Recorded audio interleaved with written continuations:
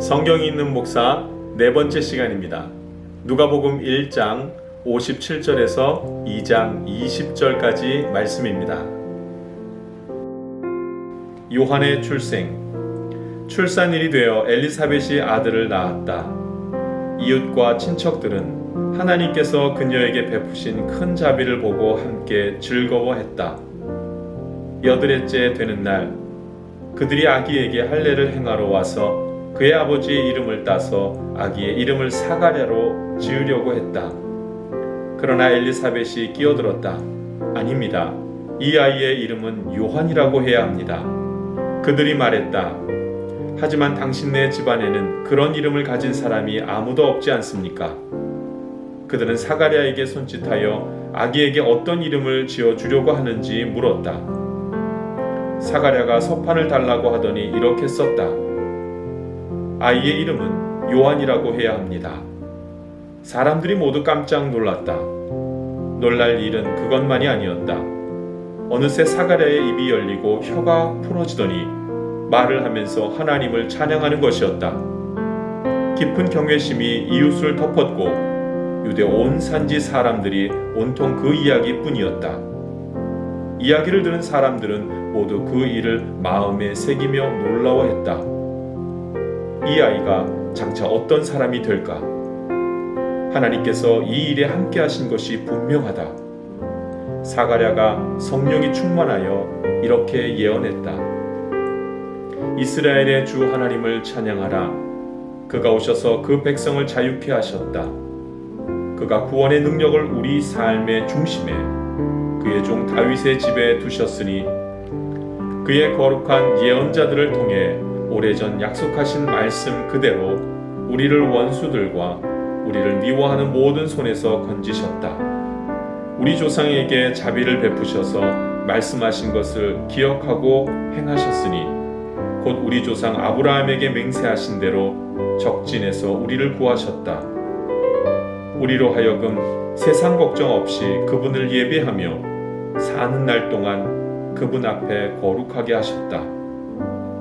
지극히 높으신 분의 예언자인 내 아기여, 너는 주님 앞서가서 그의 길을 예비하고 그의 백성에게 구원과 죄 용서의 소식을 전해줄 것이다.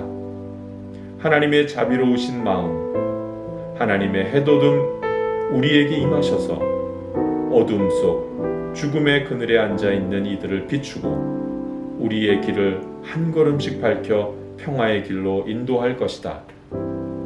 아이는 자라며 심령이 굳세어졌다.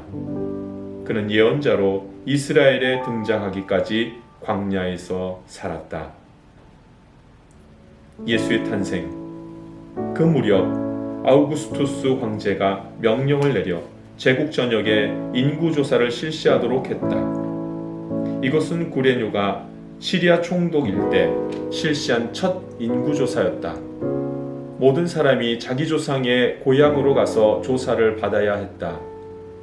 요셉도 인구조사를 받으러 갈릴리 나사렛 마을에서 다윗의 동네인 유대 베들레헴으로 올라갔다.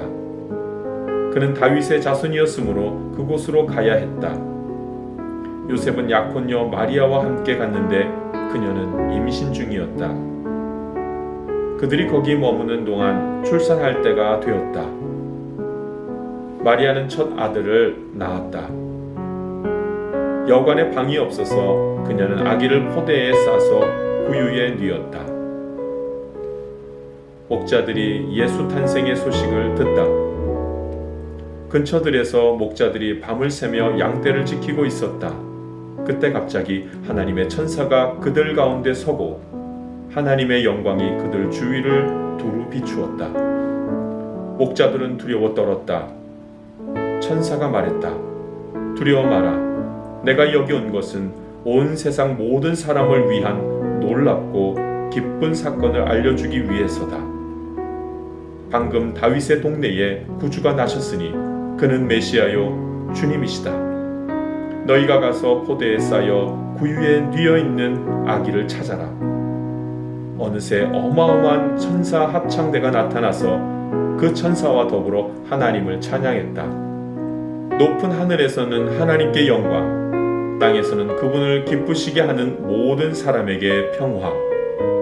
천사 합창대가 하늘로 물러가자 목자들이 서로 의논했다. 어서 베들레헴으로 가서 하나님이 우리에게 계시해 주신 것을 우리 눈으로 직접 보자. 그들은 그곳을 떠나 한다름에 달려가서 마리아와 요셉과 구유에 누워있는 아기를 찾아냈다. 목자들은 두 눈으로 직접 보고 믿었다. 그들은 만나는 모든 사람에게 천사들이 그 아이에 대해 해준 말을 전했다. 목자들의 이야기를 들은 사람들은 모두 깊은 감동을 받았다.